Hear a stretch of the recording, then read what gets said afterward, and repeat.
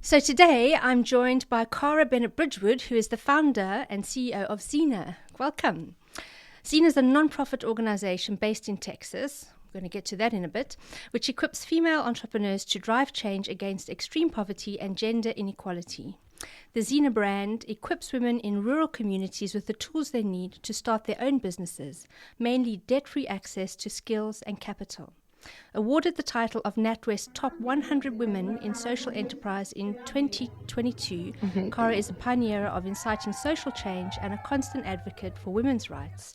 So we're absolutely thrilled to speak with you today. Thank you for joining me. Thank you for having me. It's a pleasure to be here. So as I said, I've been super excited to get stuck into this and ask you a gazillion questions. And I know we're going to run out of time. Oops. But let's start at the beginning of your story.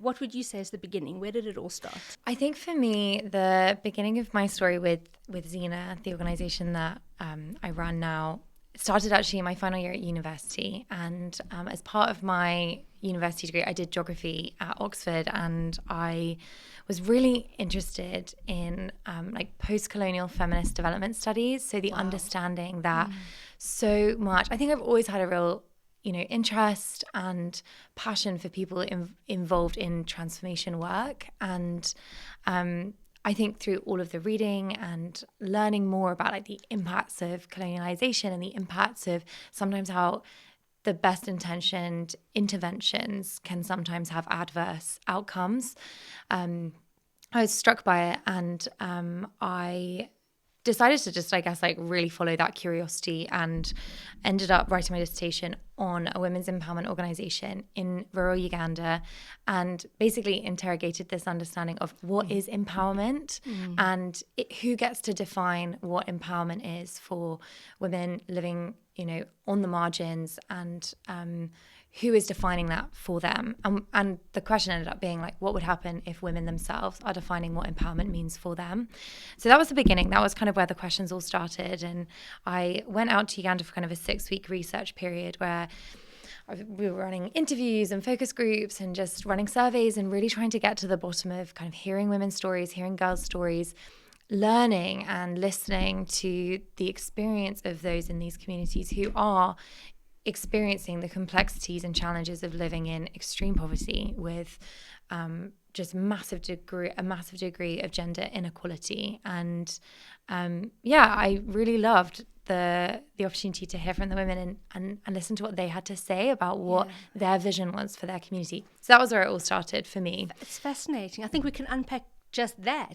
So Women's Business Club, our strapline is empowering women, ambitious women to succeed. So unpack empowering then. After your studies and your research and your conversations, what does empowerment really mean then? It's so interesting. And I think the truth is it is actually different to each woman that you ask. And we've really gone on a journey with this. For us at the beginning, when we were exploring empowerment, what we kept hearing from women in these communities that we were researching in was, I want to have an income so that I can send my children to school, I can pay medical bills for my family. It was that sense of if I had an income, I would feel free, I would feel empowered, I'd feel independent.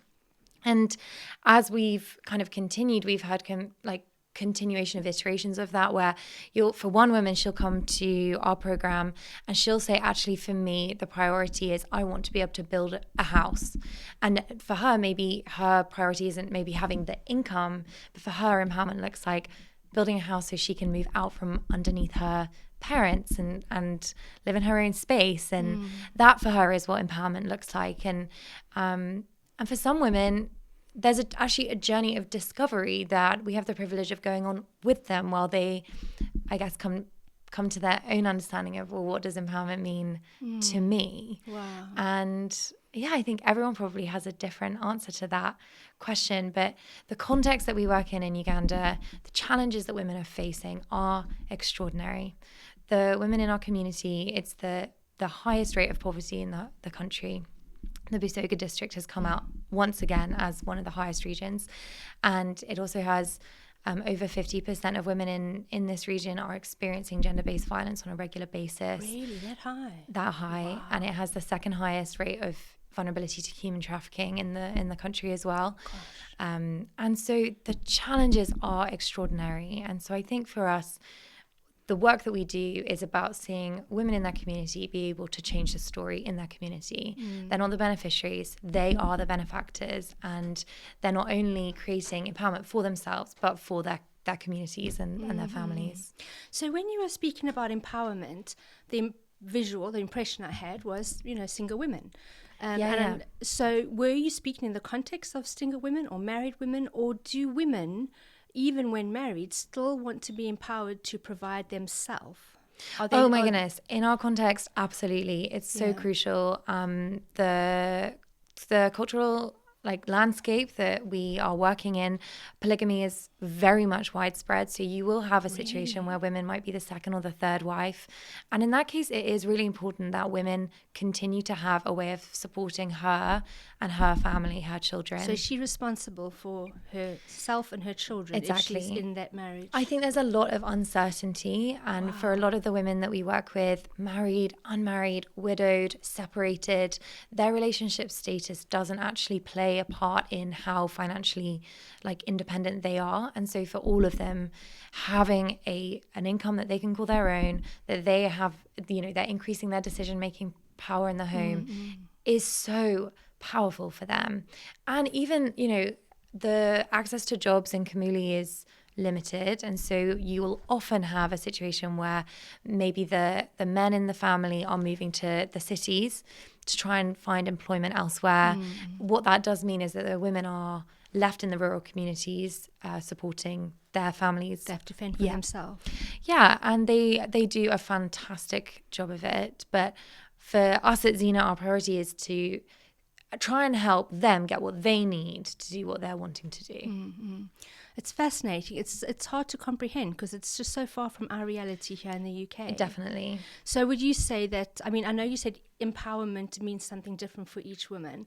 I'm imagining that it's worlds apart between a British woman, an American woman, and a Ugandan woman. Yes, it is. What is your what do you think empowerment is for us? Yeah, just broadly speaking. I think that's such a good question. I think about that all the time. And as colleagues at ZENA, we talk about this sometimes because we're from a lot of different cultures, and our senior management team are Ugandans, and we work in partnership with them. And so it is fun getting to, we're good friends with our whole team and talking about our experiences as women on different sides of the world. I think for me, empowerment, and I think possibly with our conversations over here, I think conversations around empowerment is often to do with our voice and using our voice and feeling heard and feeling listened to, as well as that what we say matters and what we say will be believed or reacted to in the right way or taken seriously. I think that sometimes is where a sense of empowerment can come from on this side. And that is probably because we have the privilege of not worrying about. That's what I was going to say. It's not a survival. Exactly. It sounds like, my interpretation is the women in Uganda want to be empowered for survival, or even, if their best case scenario, thriving. Totally. Whereas here, we've got that by default. Absolutely. And so empowerment for us, for some women I've noticed, empowerment is having more and more and more and more. It's about just gaining and hoarding, whereas for other women it is exactly as you said, having a voice. And so it's vastly different worldwide. It was really interesting for International Women's Day this year. I was in Uganda with the team, and just the way it had fallen for us in terms of what we were doing at the HQ, unfortunately 2 weeks before International Women's Day, we had 2 different safeguarding flags amongst the women that we work with, where we'd had 2 extremely serious cases of gender-based violence.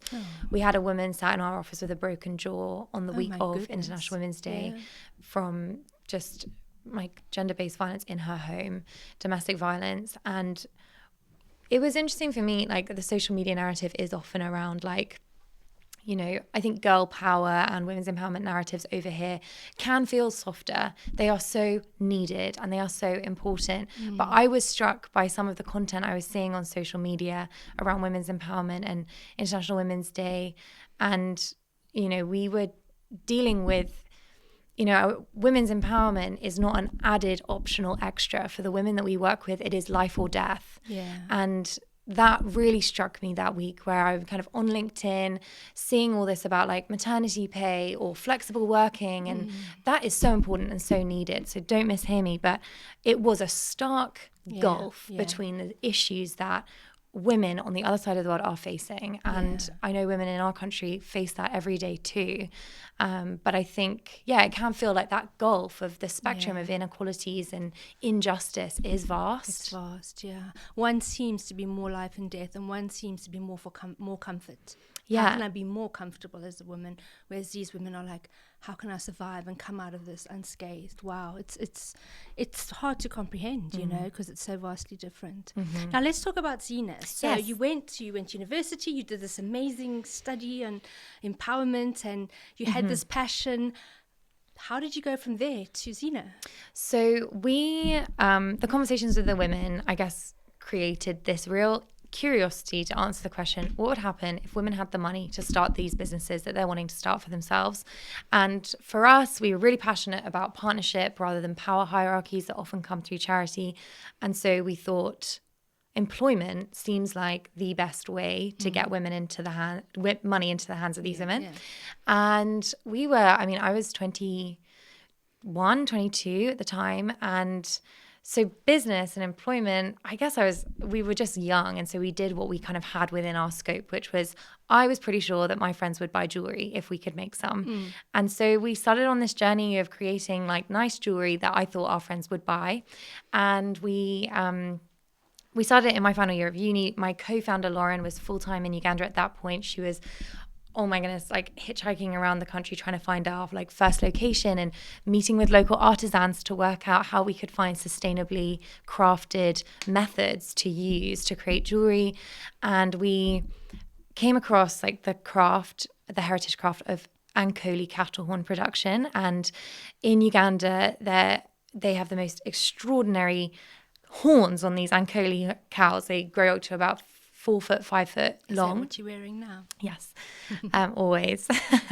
But the horns are a natural byproduct of the meat industry. They're discarded, and so we were able to think through a method of reclaiming these cow horns, transporting them over to what became our HQ, and there we were employing our first group of 9 women, and they were able to receive a monthly paycheck for working in our studio. And then it was up to us to try and sell this jewelry in the US and the UK. And that has been my job for, the past 7, nearly 8 years. Okay, break it down even more for me. Like, really dumb it down. You went to university, and then where did the money come from? Where, how did you go from my there co-founder's mum did a few Christmas markets in the summer and the summer of 2016 and the winter of 2016-17. And through those markets, I think we raised about $10,000. And that was honestly what we started with that. Really? Wow. And then it was so interesting because I'll never forget when we hired our first member of staff, and we knew we wanted full Ugandan executive leadership on the ground. And so bringing in our first country director was step one. That was like what we needed before we started. And oh my goodness, we had no idea how we were going to afford such a competent professional individual. And that was the first salary. And I remember we got to payday for her and for 2 other members of Ugandan members of staff, a training director and a chef, because she was working to make sure that all of the women would be able to get fed every day. And those 3 salaries, I remember we hit payday.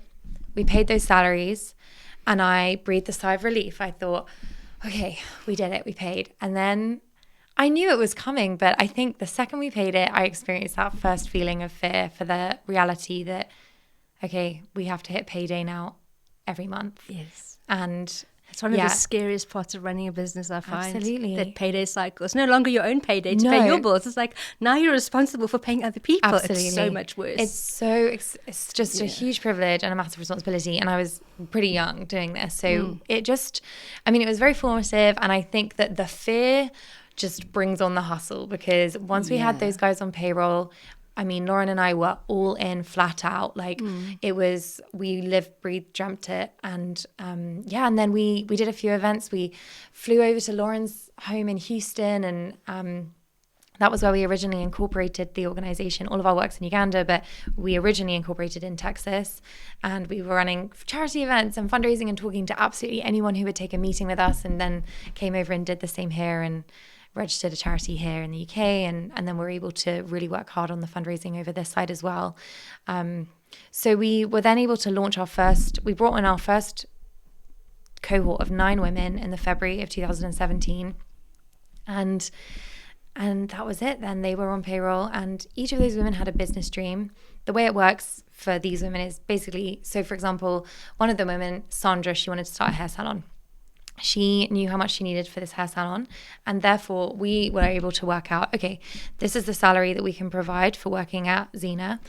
Therefore, you can save 60% of your monthly salary, and 40% will put you and your family above the poverty line. How long do you need until that will have accrued to be your startup funds necessary? That was how we did it at the beginning. We've actually shifted a bit, and now the women are all on the same length contract, and we help the budget fit the amount of time they're with us. There were a few different reasons for that. But yeah, we launched then, the women were working on our first collection, which we launched in Los Angeles in 2017. And it's kind of gone from there. So I'm tying this all together. You left university, you hustled, you raised funds, you found a way to produce this jewelry, and so you're building your business, and then you started helping others build their business. Yeah. And it was funny because was that always the intention? Yes. Well, we knew we wanted to work with female entrepreneurs. I think it took us a minute to realize that would mean we would need to become female entrepreneurs too. You know, it was funny. People at the beginning were like, you guys are entrepreneurs. And we didn't relate to that term at all. I think both of us thought, no, we're kind of starting this project, you know, we're starting this social impact brand. And I guess it took us a minute to kind of get into that identity. But yeah, I think it happened quite quickly. We realized, you know, we're going to need income. We've got to get this stuff shifting. The women need demand to be able to be employed. So we've got to keep creating that market. And it was fun. You know, it was really, I look back and, I mean, it's still fun now, but the beginning when you're really discovering, wow, I don't know how to put together a lookbook, or I've never had a meeting with a wholesale buyer, or what even is a purchase order, and thinking through, you know, we did ridiculous things at the beginning. Like Lauren and I hired a car in Los Angeles, and we had found on our Google Maps, like every single boutique that we thought was like the right price and customer for the products we were selling at the time. We called every single one of those boutiques and we said, we're over from Uganda, we've got some samples, we'd really like to have a meeting with your manager or your buyer. And we drove from Los Angeles all the way up to San Francisco and stopped at every single boutique. Wow. Lauren was driving. I was too young at that point to even be allowed to get on the insurance in the US. Lauren was driving, and at each place I'd have my little box of samples, and I'd jump out and try and talk to this extremely glamorous Southern Californian buyer, if they would even talk to us, and say, these products are made in rural Uganda by women, and 100% of the proceeds goes towards their education and their entrepreneurship training. And would you buy some? And we hadn't got a clue about the terminology and what a recommended retail price was and any of that, but we just were literally just talking to as many people as we could.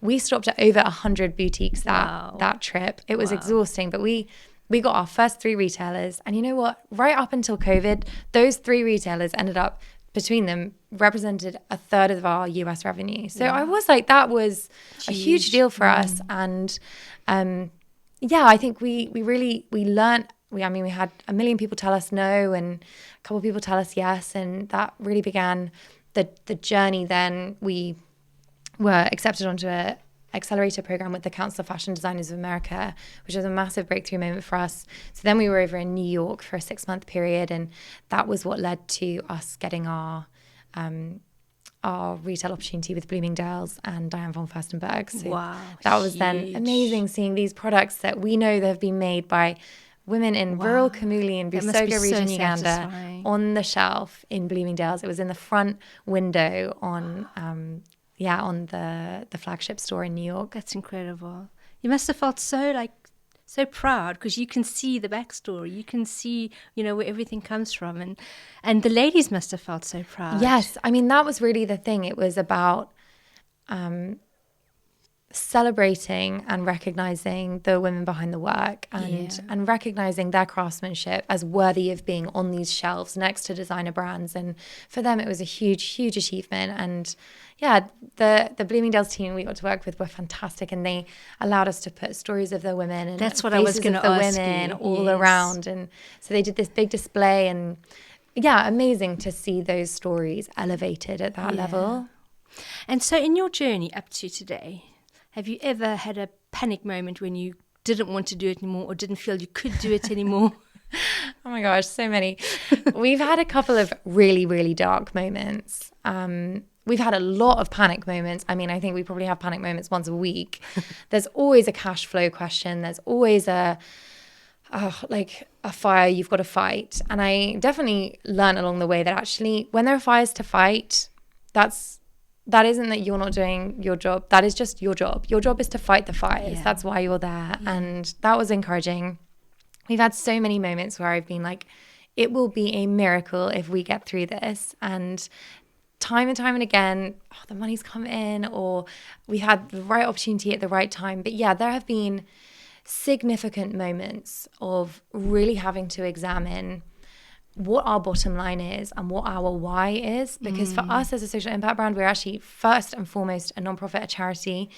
Our bottom line is not the money we make from the jewelry. If we were going on sales revenue or numbers of products that we're shifting, number of units we're shifting, that for us, you know, I guess there could be a question around like, oh my gosh, is this scaling fast enough? Like we are so attracted by growth and platform over here. But for us, our question is the model working in Uganda? Yeah. Are these women getting to do what they've set out to do?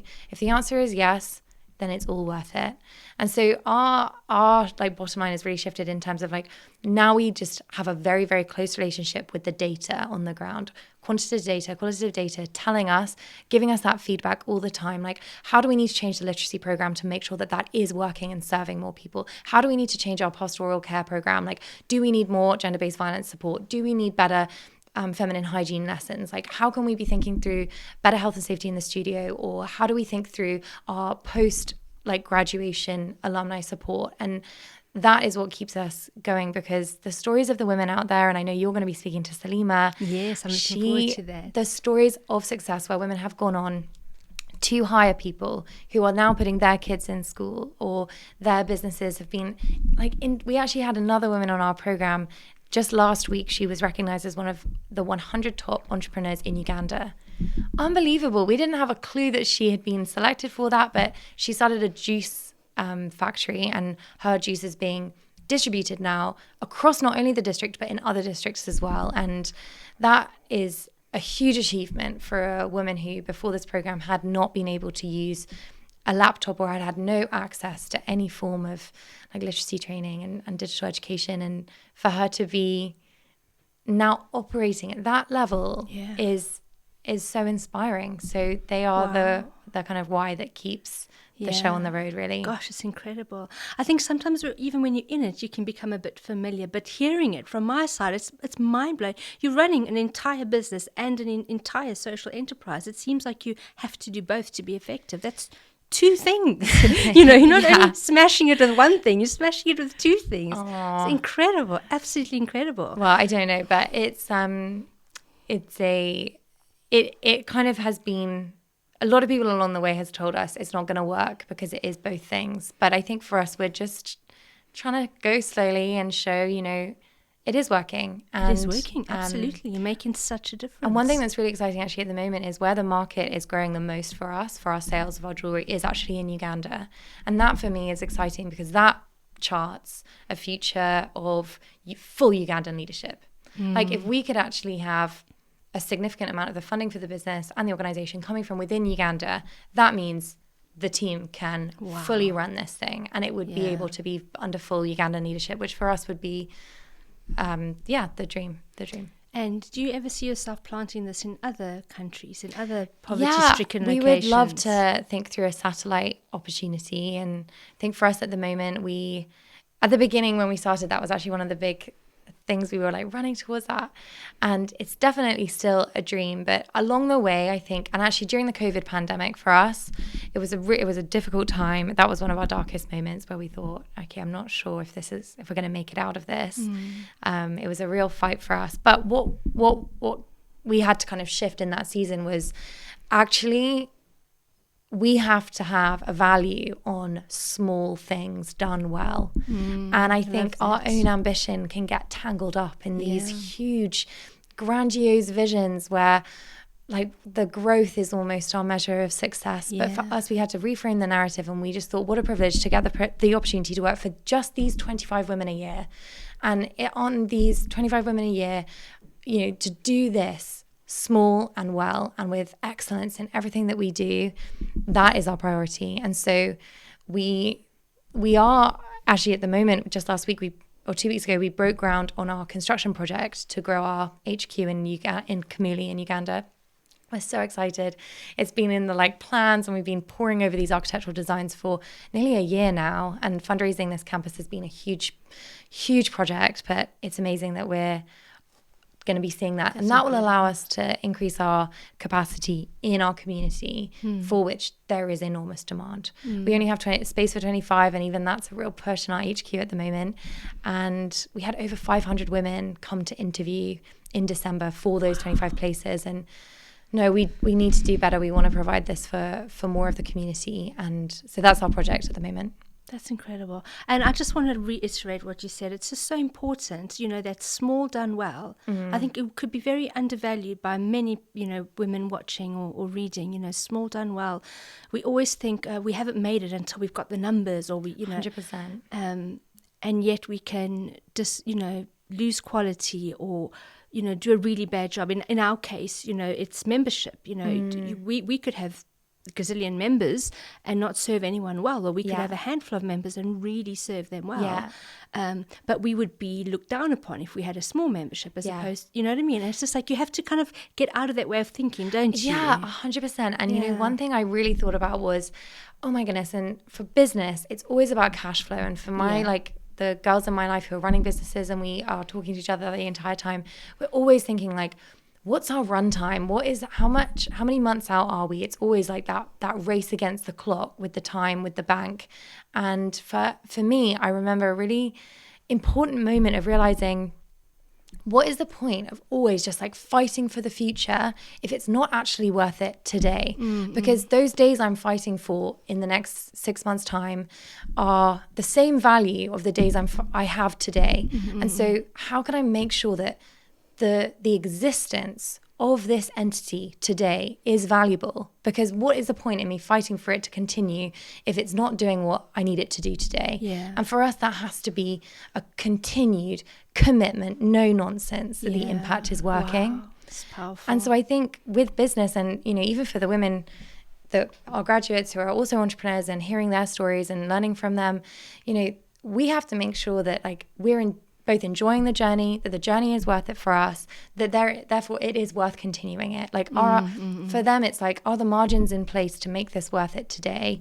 And I think, we are often, as businesswomen, visionaries. And so you live in this constant, the horizon is far, far, far, far, far away. And you're running and running and running, and you're never satisfied with where you are now. So true. It is true. And I think I've just had to be I know where we're running to, but right now my focus needs to be on where we are right now, because we're going to miss it, and it will devalue where we could go if I'm not valuing where we are. Yeah, it's so true. One of the things we do to help our team with that is we make sure we're always celebrating the small wins. Yes, yeah. We're daily, regularly. What's your win? No matter how small. Obviously, we celebrate the big ones, but that's a given. So just you're constantly, every milestone, every win, every achievement. It's so important. It is, isn't it? Yeah. Otherwise, you're always living, like you say, in the future. Definitely. You're not enjoying what you actually achieve. You're not enjoying your today. So, and it is amazing. But it's a challenge, though, isn't it? Such a challenge, because it's amazing how quickly you forget as well. And yes, absolutely. Oh my goodness, you can sit there and even right now where, okay, we're not, I guess there are times where you're super close to the end of your runway, and there are times where you're okay, I can see we're fine. We're going to just keep working. And in times when you've got that sense of, okay, we're doing okay, it's so easy then to be like, wow, like, look, you know, there's been so many moments of like breakthrough and times where things have come in at the right moment. And then in the moments of darkness, you forget that. And your short-term memory kind of forgets So that true. you've made it through before, you're going to make it through again. Oh, so true. I find that as well. I find, you know, in the beginning, it was just like the payday cycle and losing sleep and stressing. And now it's not like the cycles change necessarily, but the ability to have peace in it. Yes.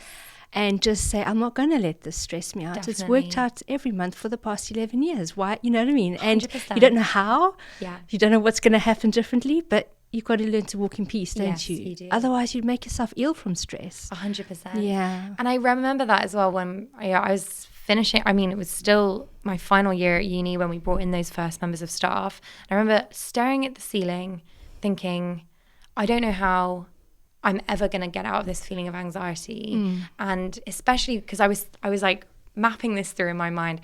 Okay, even if this goes well, even if we grow, I was like, okay, obviously even big organizations, they have more people on payroll. That's more people to support. Their CEOs must be just as stressed as well. And I remember in that moment having to be like, okay, you're going to have to befriend the risk, because this feeling of anxiety is not going to go away unless you get comfortable with that risk, because you can't future proof. You can't. Wow. Let's pause here. Befriend the risk. Yeah. Whoa. I think that's both scary, but it's also a choice, isn't it? It's like, how else are you going to do it? Run around, always stressed out, making yourself ill, or accepting that this is part of the journey. Yeah. I think it's so important that people hear that, because I think so many people want to give up, or they don't understand why this is happening to them. Yeah. But it's like that for all of us. 100%. I think that's it. It's accepting it's part of the journey and that you are not doing something wrong because you feel this sense of anxiety over the risk. Obviously, you need wise counsel and you have to take good decisions. And calculated risk. If you're going to build and go the distance, there's going to be moments of real risk. And so you have the choice to turn around and decide, okay, it's not worth the fear, it's not worth the risk. But if you're going to progress, you have to get over that hurdle of risk. And I found it really helpful to be like, this is not because you've done something wrong. This is part of the game. This is part of the journey. And this is in the job description. Yeah. Wow, that's powerful. I think it's so important as well that women listening or watching or reading this, you know, you have to make a choice. Is this for you? Because some women it's not, you know. For some women it's just like, no, this I cannot and don't want to befriend the risk. I need to find an alternative that's less risky, more comfortable, and that's okay. That's okay as well, you know, to build. I'm always working with ambitious women, always trying to help them, you know, get ahead and let's, you know, hustle. And this one lady said to me, no, I don't want to grow my business. I only want to work half a day and I only want 3 clients. And I'm like, wow, that I don't hear that very often. But so interesting.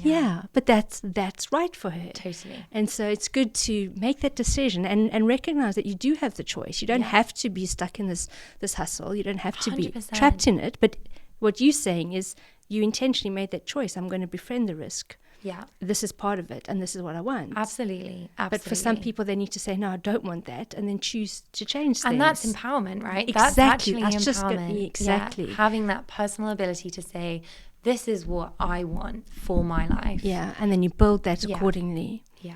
So let's talk about the other side. Let's talk about the big dream. Yes. Yeah. Go wild. Tell us what the big, scary dream is. Oh, well, it's always, you know, for us, it's kind of, we've got the product side and what the product and the brand is doing, and then we've got the impact. And so the impact is where the dream will always start. Oh, gosh. I still believe that the organization has the power to be cross-culturally replicated, and I would love to see a rollout of the organization's model, our very specific model of like this earn and learn opportunity for women, where it's debt-free, handout-free startup capital for women where they're earning it. I think it would work. I really do. We've done a few exploratory trips and have started to do that research in different countries. We did a trip in Haiti, in Guatemala, and in Mexico, where we were doing research to get a sense of if this would work. And I do think it would. It is also dependent on the market. And so for us, our ability to scale the program does also depend on us being able to push out the products. That's true. And so for us, we do have big dreams to continue seeing the brand grow organically and carefully, but steadily. And I love seeing our earrings on girls. Like it was just Glastonbury, and it's so fun having my friends text me being like, I just spotted ZENA earrings on someone at Glastonbury, and like ran over to them and said like, do you know ZENA? And there was a girl who texted me the other day who was at a show in London, and she was like, someone just came up to me and asked me if my earrings were from ZENA. And we've intentionally made them like statement earrings. And I love that thought that it is slowly growing, and people who have chosen to buy ZENA earrings are championing the women so directly that I love that sense of relational community that it does build. So I would love to see everyone wearing ZENA earrings. Do you think the model would work in the Western world as well? Yeah, it's something we've thought about. I do think it would. It would be a lot more expensive to run because startup cost of living is so much more expensive. So right now it's finding that sweet spot of where can it make the most difference for the less cost. It would work here, and I would love to see that. I have so many questions, but we're running out of time, so I'm going to pick two. Okay, so in your journey, have there been any significant influencers or champions, women that have really, or men who have really supported you? The first person who comes to my mind is my mom. I'm sure everyone's going to say that, but no, my mom is the one who believes in this more than I do on the bad days. And she deeply cares about women and motherhood and the women in our community. And she's also brought me up with extremely like high standards on excellence. And I remember my parents when I, final year at Oxford, turning around and being like, I think we're going to start this organization in Uganda. And both my parents could have turned around and said, no, you need to get a job. But they said, okay, this is interesting, but if you're going to do this, you need to do this well. And my dad's a lawyer, and immediately it was like, are you doing this right? Like, have we got this? Like, it's got to be done well. But my mum has believed in the ability to do this right from the start, and I'm so grateful for her. She was one in COVID when I was like moved back home and in my bed in the mornings, not being able to get out of bed because I was so worried about it, just thinking it's not.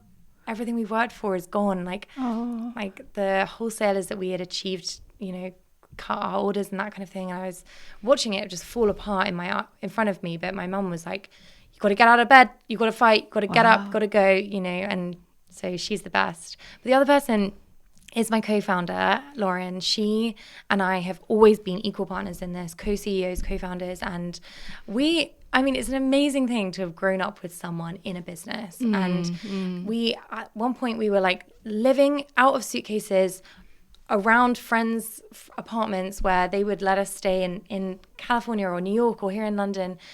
And having that relationship with Lauren as my co-founder, it has been the hardest fought for relationship, because when you're working, living, dreaming, having to negotiate, having to work out like on an international life, like living in Uganda, trying to find ways of it both working for both of us separately, but also together.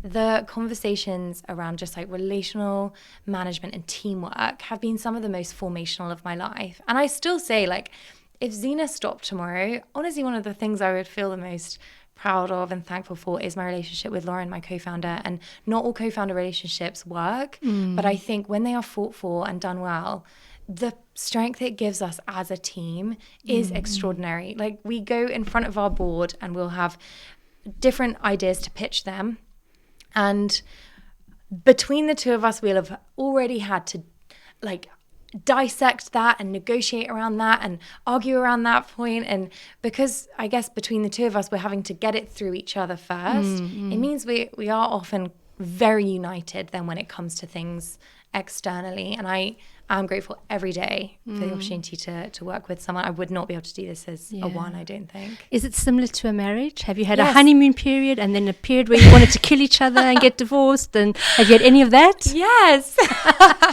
Well, I think it is like a marriage, 100%. Everyone said that at the beginning, and we didn't really understand until we were in it. And then we thought, oh my goodness, we're co-parenting this business together. And our individual love and passion for this thing is reliant on the other person. And so we've had to learn so much about ourselves, myself, about where I'm a nightmare to work with, where I need to be more like able to listen or better at compromising or whatever the things are. And yeah, there have definitely been times where we've been in tricky times of having to like, we've got to negotiate this relationship. We've got to sit down and work out how we're going to work together and work forward. And yeah, when I think now we have definitely learnt how to fight for the relationship rather than fight in the relationship. Yeah. And it is funny because both of us just got married within a 3-month period. And I don't know, we were like reading some marriage books or whatever. And I was reading one with my now husband. And the whole way through, whenever Chris would say like, oh, that's really interesting. And I would be like, yes, that reminds me of my relationship with Lauren. The whole way through, I was like, yes, because with Lauren, it's like this, or yes, because with Lauren. And really recognizing that like that relationship is built on so many of the same premises of listening, empathizing, aligning that you would rely on in a marriage. And yeah, so I'm very grateful to her. Yeah, wow, that's amazing. And did you ever have a really, close moment when you thought the relationship was over? You don't have to tell us the details if it's too personal. We have had a few big fights, I guess, just like sisters. One of our biggest fights was actually about a pair of jeans. The business really died so over some jeans. Everything you need to know. Yeah, it was a pair of jeans, and it was on the same day as ZENA's like birthday party in London. And oh yeah, so we just squabble like roommates. But it's great because I think it's like a marriage. It's a good marriage is built on a purpose. Definitely. It's not just two individuals. It's two individuals with a common goal. I think it's the goal. Yeah, absolutely, absolutely, and that's definitely been true for us. Yeah, so important, isn't it? Wow, that's amazing. I mean, we have got gold out of this conversation. I've thought of so many like nuggets that we can unpack, but we are out of time. Mm-hmm. I'm so grateful and so impressed with what you're doing. And Women's Business Club wants to get behind you as best we can, but that's a conversation for another day. But just off the top of your head, what are the top 3 things that we could start to do straight away to support what you're doing at ZENA? Well, the first thing is get yourself some ZENA earrings. Absolutely. And buy them for everyone you know. Absolutely. Birthday presents. Yeah, birthday presents, gifts, graduation gifts, whatever it is. Hubby, do you hear that? I have to go shopping. Yeah, it's a must. And then, yeah, the other thing you can do is you can donate. You can donate. We have a concept called our cocktail club, which is to donate every month the cost of one cocktail. Oh, wow. For the women. We can do that. And absolutely. That is the value of what it would cost one woman to access literacy classes every month. Really? Yes. So for the cost of just one margarita, and I love a margarita, but for just the cost of one of those, you can pay for a woman to have literacy training in Uganda every month. That's incredible. And I think the third thing is to share it and to share the stories and the awareness. And the stories of the women are extraordinary. They deserve the platform. And I'm so grateful to Women's Business Club for prioritizing Salima's story. And, my job, I always say, like, I'm the cheerleader. These guys, they're the main event. Yeah. Well, thank you. Thank you so much for joining us. And we're going to be spreading the word and shopping. Yay. A great excuse. Yes. Thank you. Thank you.